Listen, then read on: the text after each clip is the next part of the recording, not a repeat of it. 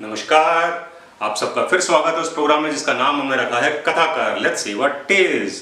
आप सभी को नवरात्रि और रामनवमी की बहुत बहुत बधाई।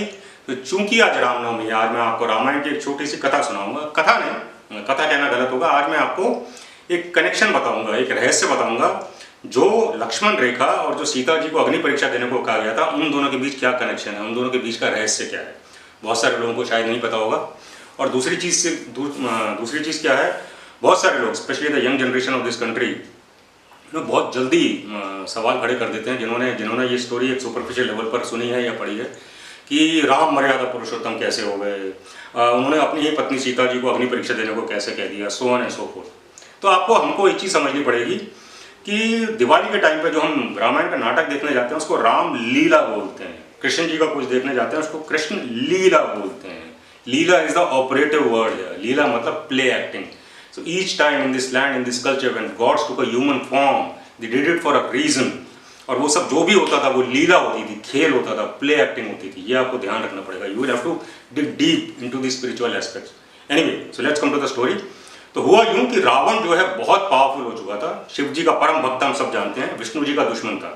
असुर ज्यादातर विष्णु जी के दुश्मन होते थे। तो हिमालय के ऊपर से अपने पुष्पक विमान में जा रहा था, जंगल के ऊपर से निकल रहा था। उसने एक दिन देखा कि जंगल के बीच में एक सुंदर स्त्री, अ ब्यूटीफुल लेडी, तप में बैठी हुई है, अकेली तप में मग्न है। उसने कहा यार ये अकेली औरत, इतनी सुंदर औरत जंगल में क्या कर रही है।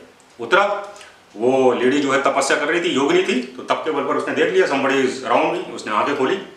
रावण गया, रावण ने बोला तुम कौन है देवी, अकेली यहाँ क्या कर रही हो, इतनी सुंदर स्त्री जंगल में, घने जंगल में, और परिचय दो, अपना इंट्रोडक्शन दो। तो उसने बोला कि मैं ऋषि कुशध्वज की पुत्री हूँ, और अपना नाम बताया उसने। उसका नाम था वेदवती उसने अपना नाम बताया। और उसने बोला तुम कौन हो। तो उसने बोला कि मैं रावण हूँ और बहुत शक्तिशाली हूँ, तुमको मेरी पटरानी होना चाहिए और तुम मेरे साथ चलो, यहाँ जंगल में क्या कर रही हो। तो लेडी को फ्यूरियस, उसने कहा तुम्हें शर्म आनी चाहिए, और मैं तो विष्णु भगवान को प्राप्त करने के लिए तपस्या कर रही हूँ, मुझे और कोई नहीं चाहिए, मुझे कोई हाथ भी नहीं लगा सकता। रावण हंसने लगा। रावण ने कहा यार क्या बच्ची है, इसको जो है मेरी शक्तियों के बारे में पता नहीं। रावण भागा, रावण ने उसके बाल पकड़ लिए। रावण ने जैसे ही उसके बाल पकड़े तो उस वेदवती ने अपनी योग माया से, योग शक्ति से अपने हाथों को तलवार की तरह यूज करके अपने बाल काट दिए और आगे बढ़ गई। रावण के हाथ में बालों का गुच्छा रह गया। एंड वेदवती वॉज फ्यूरियस, आग बबूला हो गई। उसने कहा रावण तूने मेरे शरीर को छुआ है, मेरा शरीर, मेरी आत्मा विष्णु भगवान के उपयुक्त नहीं रही है, पर मैं तुझे श्राप देती हूँ, मैं लौट कर आऊँगी और मैं तेरा संहार करूँगी, मैं तेरे संहार का कारण बनूंगी। इमीडिएटली उसने अपनी वेदवती ने अपनी योग शक्ति से अग्नि भगवान को प्रकट किया। चारों तरफ अग्नि प्रज्वलित हो गई और उसने कूद पड़ी आग में। और ये सब रावण के सामने हुआ। रावण स्तब्ध रह गया, देखता रह गया, हक्का बक्का रह गया, उसे समझ ही नहीं आ गया हुआ। अपना समूह लेकर वो वापस लंका चला गया। अब हम आते हैं जंगल में। जब वनवास में जा चुके थे राम, सीता, लक्ष्मण, राम जी को सीता ने भेजा था हिरण के पीछे भागने के लिए, सोने के मृग के लिए, और फिर जबरदस्ती लक्ष्मण को भी भेजा था। लक्ष्मण रेखा खींच के गए थे और उन्होंने बोला था मैया ये लक्ष्मण रेखा आप पार नहीं करना किसी भी हालत में, आपको कोई छू नहीं सकेगा। फिर रावण वेश बदल के आया साधु का। उसने कहा सीता को क्रॉस करने के लिए। सीता जब, क्योंकि पहले उसने कोशिश की तो वो झुलस गया, वो समझ गया किसी ने रेखा खींची हुई है और ये इतनी शक्तिशाली है कि इसको कोई पार नहीं कर सकता। फिर आप सबको पता होगा उसने सीता को बुलाने के लिए, सीता जो है खाने की प्लेट लेके, थाली लेके जब क्रॉस कर रही थी, अग्नि ने सीता को भी छुआ। अब आते हैं हम रहस्य पर। सीता जब क्रॉस कर रही थी अग्नि, तो उस मोमेंट पर अदला बदली हुई। अग्निदेव ने अदला बदली की। अग्नि में से जो बाहर निकली वो वेदवती थी, जो अग्निदेव की संरक्षण में थी, अभी तक उनके आश्रम में तप कर रही थी। Vedvati look exactly like Sita, और सीता को अग्निदेव ने अपने संरक्षण में ले लिया और अपने आश्रम में ले लिया। रावण के साथ जो गई वो सीता नहीं, वो वेदवती थी, एक तरह से योग माया।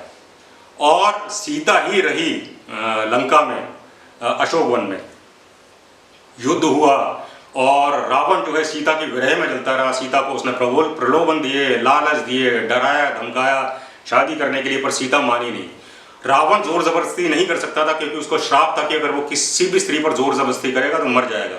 उसने एक बार स्वर्ग की अप्सरा रंभा का अपहरण किया था, बलात्कार किया था, उसके बाद उसको ये श्राप मिला था, तो वो सीता पर जोर जबरदस्ती नहीं कर सकता था।